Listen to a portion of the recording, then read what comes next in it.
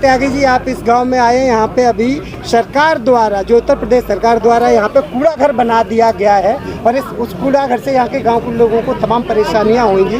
तो आप यहाँ पे आए हैं, क्या समस्या का समाधान करेंगे, कैसे, क्या कहेंगे? आज उत्तर प्रदेश में भ्रष्टाचार का पर्याय बना हुआ है। किसानों की जमीन को औने पौने दामों पर जीडीए द्वारा, नगर निगम द्वारा अधिग्रहण कर उनको अपनी मर्जी से मुआवजा आवंटित किया जाता है। उस पर बसाए जा रहे फ्लैट सोसाइटी आदियों में उन्हें महंगे मकानों को बेचा जाता है और उनकी मैला, उनकी गंदगी को, ये करीब 83 गांवों की एक मध्य का ज़मीन है जहां ये बन रहा है। 83 गांव जिनकी ज़मीनें इस टोनिका सिटी में गाजियाबाद के प्राधिकरण ने एक्वायर करने का काम किया, उसकी गंदगी को इन लोगों के बीच में परोसकर यहाँ का पर्यावरण, यहाँ का जल, यहाँ की वायु को प्रदूषित करने का काम वर्तमान की सरकार में हो रहा है। ये भ्रष्टाचार इस नाते भी है कि जब हम लोग इतनी बड़ी सोसाइटियों का निर्माण करते हैं तो हमें ध्यान रखना चाहिए कि उस विकास के एजेंडे में, उस विकास के ढांचे में कहाँ ओपन डंपिंग ग्राउंड की जगह यहाँ कहीं ना कहीं जो वेस्ट गार्बेज का ट्रीटमेंट प्लांट होता है उसको भी व्यवस्था यहाँ सरकार को करानी चाहिए। बड़े बड़े शहरों के अंदर बड़े बड़े कूड़ेदान की एक व्यवस्था है जिसमें हाईटेक तरीके से कूड़ेदान को उसका निस्तारण करते हुए उसको समाप्त किया जाता है, ना कि उसका पहाड़ बनाया जाता है सामान्य। ये जो हमारे इस वर्तमान की सरकार में होने का काम हो रहा है। दिल्ली की सरकार देखा होगा आपने, उनके मंत्री कूड़े को रोज कहते हैं कि कूड़े आप यहाँ से जाओगे, कूड़ा आप यहाँ से जाओगे। इस तरह कूड़ा भेजा जा रहा है दिल्ली की सरकार से, और यही यहाँ का हाल है। 83 गांवों के लोग त्राहिमाम कर रहे हैं। पुलिस गुंडों की तरह व्यवहार कर रही है। पुलिस का काम है न्याय देना, पुलिस की लाठी से अन्याय हो रहा है। इस गांव का दुर्भाग्य है कि इस गांव का नाम मीरपुर हिंदू है और मैंने सोचा कि बड़ा गर्व से रखा होगा इन्होंने हिंदू।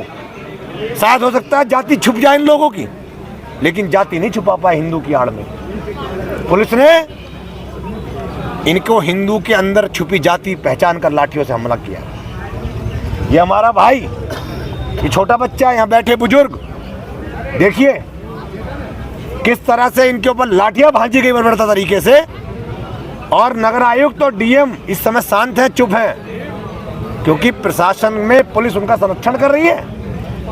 आज कहीं ना कहीं राजनीति में ईमानदार नेतृत्व की कमी है और निर्भीक नेतृत्व की कमी है। अगर ईमानदार और निर्भीक नेतृत्व होता तो मैं समझता हूं कि इसका निस्तारण अगले 10 घंटे के अंदर अंदर हो जाता है। त्यागी जी, ये जो गांव है यहाँ पे आप देख रहे होंगे कि डंपिंग एरिया के चारों तरफ जो किसानों की जमीन है जिसमें गेहूं की खेती अभी हरी भरी है, लहरा रही है। क्या लग रहा है यहाँ पे अगर कूड़ा घर बन जाएगा तो वो जमीन का जो उपज है वो भी कम हो जाएगी, यहाँ पे पानी में भी खराबी हो जाएगी, वातावरण दूषित हो जाएगा, हवा में जहर घुल जाएगा और यहाँ के जो स्थानीय निवासी हैं उनको सांस लेने में दिक्कत, तो तमाम तरीके की बीमारियाँ, कैंसर हो गया या तमाम तरीके की बीमारियां हो सकती हैं। तो इसके लिए सरकार को क्या उपाय करने चाहिए थे आपके हिसाब से?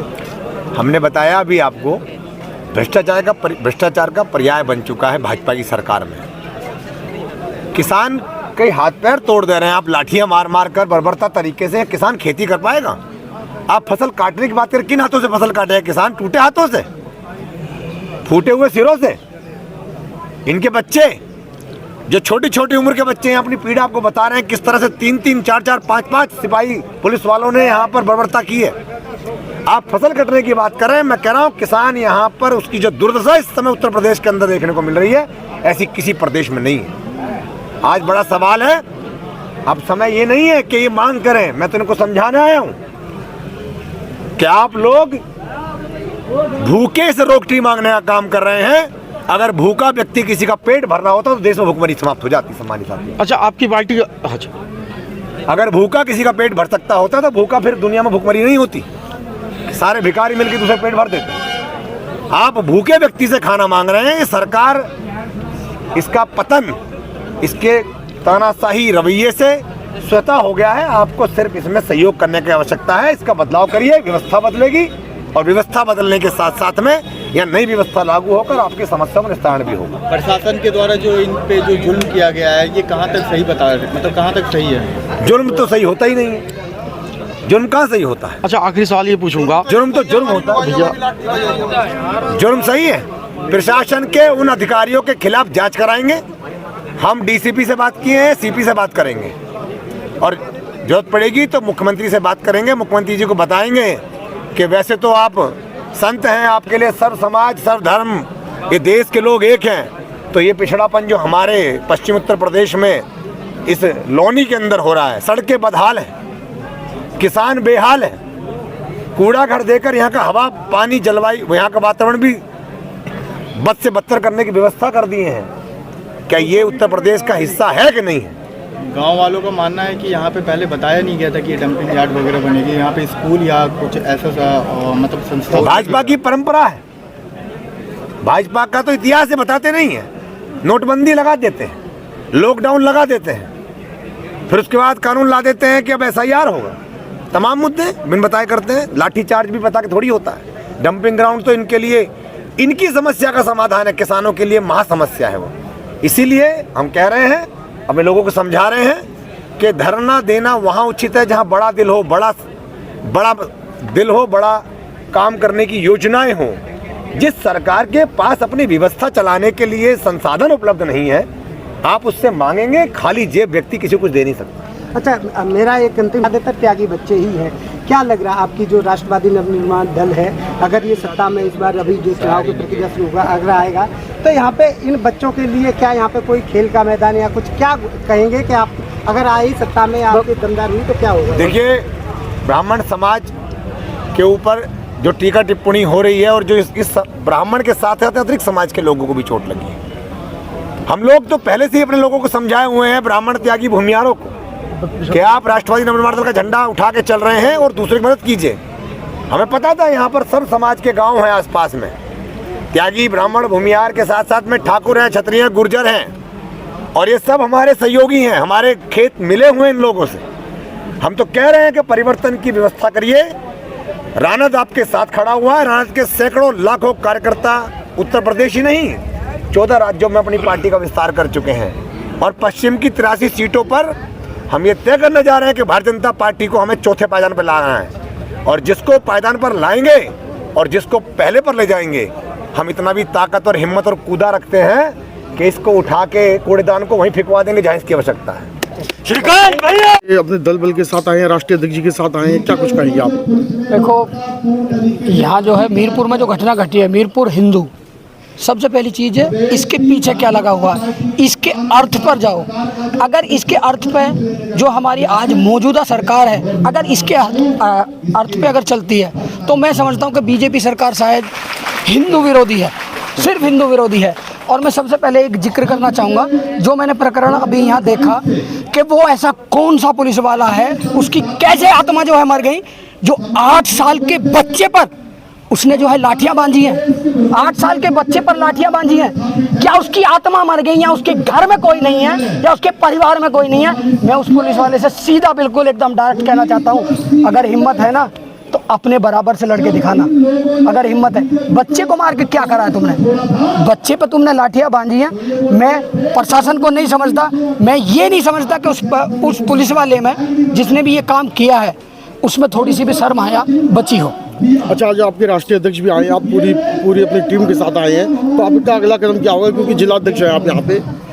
हमारा जो अगला कदम है, हम बिल्कुल गांव से इस गांव के साथ हाथ से हाथ मिलाकर चलेंगे, और यहाँ पर 83 गांव हैं, 83 गांव हैं, 83 गांव में हम डेली अब जनसंपर्क करेंगे, सभी से जो है मिलेंगे, सभी से वार्तालाप करेंगे, और हम इसको जो है ना और तगड़ा सैलाब बनाकर इस गवर्नमेंट को दिखाएंगे। सवाल है, डंपिंग ग्राउंड है, इसके लिए क्या कदम उठाएंगे आप?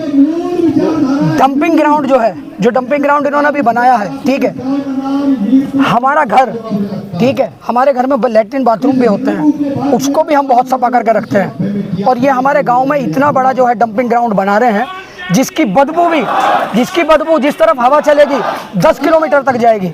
ठीक है। और इस डंपिंग ग्राउंड को हम 101%, अभी हम सत्ता में नहीं है, हम बिना सत्ता होते हुए कह रहे हैं 101% इस डंपिंग ग्राउंड को खत्म करके रहेंगे, खत्म। ये मेरा वादा है। हम राष्ट्रीय अध्यक्ष जी के पीछे हैं, जैसा राष्ट्रीय अध्यक्ष जी हमसे बोलेंगे हम इसको बिल्कुल खत्म करा के करेंगे, ये हमारी बात बिल्कुल पक्की है। बहुत पूरा मामला था। मामला इसका ये है कि हमें डंपिंग ग्राउंड नहीं चाहिए, इसका विरोध कर रहे हैं हम बहुत टाइम से। नगर आयुक्त ने, हमारी 3 मीटिंग हुई है नगर आयुक्त से, 2 बार उन्होंने वादा किया कि काम रुकेगा जब तक कुछ इसका सॉल्यूशन नहीं निकल जाता, तब तक काम रुका रहेगा। उन्होंने हमें हमारे धरना देने पे कराया, उन्होंने हमारा धरना उठवा देते थे हमें आश्वासन दे के, फिर हमारा काम फिर भी नहीं रुका, काम कंटिन्यू उनका चालू रहा। जब हमें दिखा कि काम नहीं रुकेगा तो हम मजबूरी में वहाँ पे गए। हम बहुत तहजीब से गए थे वहाँ पे, लाइन से प्यार से नारेबाजी करते हुए हमने वहाँ पे प्यार से बोला कि गेट खोल दो, हमें अंदर बैठ के धरना देना है, जब आप काम नहीं रोक रहे तो हम इसके अंदर ही धरना देंगे। वे उन्होंने माना नहीं, तो हमारी मातृशक्ति ने ताला खोल के अंदर जाके बैठ के प्यार से, किसी ने कुछ उड़दंगनी तारा, एक लड़का था हमारा एस के प्रधान, उन्होंने वीडियो बनानी शुरू करी तो उन्हें ठाके जिप्सी में बैठा लिया। उसके लिए हमारे आदमी बोल रहे हैं कि कहीं नहीं जाएंगे, जिप्सी का आगे हमारे कुछ आदमी अड़ गए, तो वहाँ पे सिविल के कुछ वर्दी वाले पुलिस वालों ने उठा के पत्थरबाजी की, उससे सब पे लाठी चार्ज कर दिया पुलिस वालों ने। कहाँ के रहने वाले हो? पचारे के। क्या मामला था पूरा? हमारा 1.5 महीने से यहाँ धरना चल रहा है। किस बात को लेकर धरना चल रहा है? ये डंपिंग ग्राउंड का। अच्छा। 100 मीटर पे मंदिर यू बैठा है, जहाँ तुम बैठे हो, 100 मीटर है यहाँ से डंपिंग ग्राउंड। 100 मीटर ही पर मस्जिद है, 100 मीटर ही पचारा गाँव है, 100 ना 125। और तो हम तो इस विरोध में बैठे हैं यहाँ। अब हम यहाँ से, हमारा 1.5 महीना तो नहीं सुना, वहाँ तहसील में गए, वहाँ जाकर कृषि ने कह दी अब थारा समाधान हो जाएगा। हमारा कोई समाधान नहीं हुआ, उन्होंने काम बंद करने को कह दी, काम रहा 3 दिन बंद। फिर हम रोज काम बंद करने के लिए कृषि निगम वाले ने, अच्छा, नगर आयुक्त जो, फिर डीएम ने भी यही कह दी कितने काम नहीं चलेगा। और अब डीएम और नगर आयुक्त हमारे यहाँ को लिकट के गए और अंदर जाकर उन्होंने काम चलवा कर वे परले रास्ते से लिकट गए। अब 5-7 दिन से ये चल रहा। अब हमने जाकर जो हम ये लेन बढ़ा कर चले। अब आपके साथ क्या घटना घटी है बताइए? मेरे साथ ये घटना घटी कि हमारे लोग बिल्कुल शांति से बैठे, मैं यू लड़का जा लिया, आप भाग गाली कटकाई उन पर भाई बच्चा पढ़ रहा। लाठी क्या बताइए? लाठी हमने बस रोकने को कही, एक बस रोक लो सब भरो। हम बस के आगे हमारे में लठ बजाई है कि हमारे आदमी कहीं नहीं जाएंगे, हमारे आदमी कहीं नहीं जाएंगे, अरेस्टिंग कर रहे कि 22 लोगों घायल हुए, इसमें पुलिस वाले घायल हुए। इनकी भी बात सुनिए आप। क्या नाम है आपका और क्या कब की घटना, क्या घटना हुई आपके साथ? मेरा नाम देवराज है और ये रविवार वाले दिन की बात है। क्या मामला हुआ था? वहाँ पे कुछ पुलिस वाले थे तो लाठी चार्ज कर रहे थे, तो उन्होंने मेरी लाठी मारी है। तो कहाँ लगी तुम्हारी लाठी? हाथ पे, दोनों हाथ पे मारी है और कमर पे। अच्छा। और एक वो एएसपी थे नीली टोपी में, उन्होंने मेरी लात मारी है। लाठी क्यों चार्ज की गई थी? वहाँ कुछ डंपिंग ग्राउंड के विरोध में गए थे, तो वहाँ जब लाठी चार्ज कर। ठीक है बाबूजी, क्या मेरा नाम मोहम्मद दीन है जी। हाँ जी, क्या मामला हुआ था? मामला ये हुआ जी, हमारा धरना यहाँ से 1 बजे चला भाग के लिए। कहाँ के लिए? क्या यहाँ धरना था, मंदिर पे हमारा लग रहा था। किस बात का? किसका? इसके लिए धरना के दिल्ली रोड में अंदर हमारा, इससे पहले धरना तहसील में गया था बाबूजी। धरना किस लिए दिया जा रहा था? इसलिए दिया जा रहा है, यहाँ लबरी रोड बनाया जा रहा। क्या लबरी ग्राउंड बनाया जा रहा, कूड़ेदान।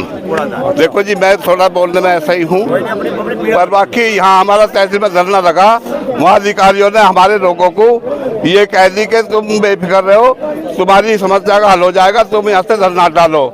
जिनमें नंबर 1 के हैं चौधरी साहब हमारे, उनका नाम है रविंद्र त्यागी, वे भी आएंगे, उनसे फैसला हुआ था, वे मेन आदमी है हमारे जी। अच्छा जी, वहाँ से फिर हमारा यहाँ तय होगा, यहाँ से बात। हाँ क्यों मारा ये बताइए? हाँ मैं बता रहा हूँ, धरना देकर वहाँ गए जी, हमने उनसे कही भाई ताला खोल दो, हम अंदर बैठेंगे, उन्होंने ताला नहीं खोला। दरोगा बोला इंस्पेक्टर साहब आएगा, ताला जब खुलेगा। वही इंस्पेक्टर साहब भी आ गए। हाँ, इंस्पेक्टर साहब आ गए, उन्होंने ताला नहीं खोला, कह दिए गैर कानूनी हो तुम। हमारी महिला में आक्रोश आ गया, खैर उस ताला खोल काल के अंदर पहुंच गए जी। हम जाके अंदर बैठ गए, हमारे नीरज त्यागी ने सबको बिठा दिया, पंच लोग कहे जी नीरज त्यागी, हमें कहीं भी तुम बैठ जाओ, बोलना मत, कोई भी हाथ बांध के बैठ जाओ। हम हाथ बांध के बैठ गए, पुलिस की गाड़ी आ गई, उन्होंने गाड़ी में चढ़ जाओ, बेफिक्र हो गए, कोई नहीं लड़ेगा। इन्होंने फिर हमारी गाड़ी पे बाहर गेट से निकली है, जो आदमी हमारे गए ले गए, इन्होंने वहाँ झगड़ा कर दिया। इनके कुछ आदमी सील वर्दी में थे, उन लोगों ने हमारे पे हमला कर दिया। जो पत्थर उन्होंने फेंका, पुलिस वालों के सिलवर्दी का भी से उन लोगों ने पत्थर पहले फेंक दिया, फिर वहाँ झगड़ा शुरू हुआ। ठीक है। नमस्कार, आप देख रहे हैं न्यूज़। मैं हूँ आपके साथ आपका दोस्त आपका होस्ट संजय शर्मा। आज हमारी मौजूदगी है मीरपुर हिंदू गांव में, जहाँ पर डंपिंग ग्राउंड को लेकर के धरना चल रहा है काफ़ी दिनों से, जिसको श्रीकांत आज जो है समर्थन देने आए अपना श्रीकांत गांव के लोगों को। तो बात करते हैं गांव की महिलाओं से जिन पर पुलिस ने अत्याचार करा, लाठीबाजी है, क्या पूरा मामला था और कब का घटना है? धरना तो जी काफ़ी टाइम से चल रहा है, करीबन 2.5-3 महीने से। लेकिन प्रशासन ने कहा कि हम काम रोक देंगे, ये करेंगे वो करेंगे, लेकिन ऐसा कुछ नहीं हुआ। 1 हफ्ते का टाइम दिया गया, लेकिन उस बीच भी धरने में वहाँ डंपिंग ग्राउंड में बराबर काम चलता रहा। तभी गांव वालों ने कहा कि जब डंपिंग ग्राउंड पर ही जाकर हम लोग धरना धरेंगे। हम सब वहीं पर पहुँचे। वहाँ पर उस टाइम पर एक लेडीज़ थी जो पुलिस थी, बाकी 100 की संख्या में महिलाएं थी। 100 की संख्या में हम सब महिलाएं थी गांव की। कितनी महिलाएं घायल हुई हैं और पुलिस ने क्या करा? महिलाएं तो जी काफ़ी कारण से घायल है और पुलिस ने करा है, डंडा बरसाया है दबा के। देखो, मैं खुद शिकार हूँ पुलिस के डंडे का, मैं पुलिस के डंडे का खुद शिकार हूँ। खूनम खून हुई थी उस टाइम पर जब पुलिस ने डंडा बरसाया। लगभग कितनी महिलाएं घायल हैं? लगभग जी कम से कम 40 से 50 महिलाएं घायल हुई हैं उस टाइम।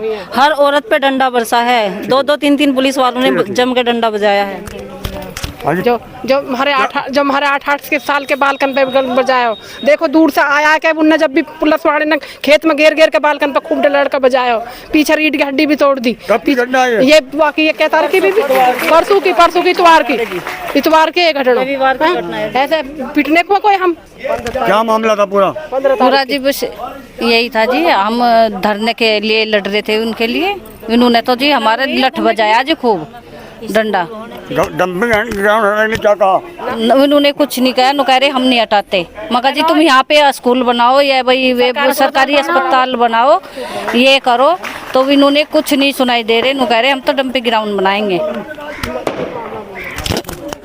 अम्मा जी, कब तक बैठेंगे आप धरने पर? धरने पे तो बैठेंगे, इतना काम नहीं होगा, क्या करें, मजबूर है, हमारे साथ कोई नहीं लगता।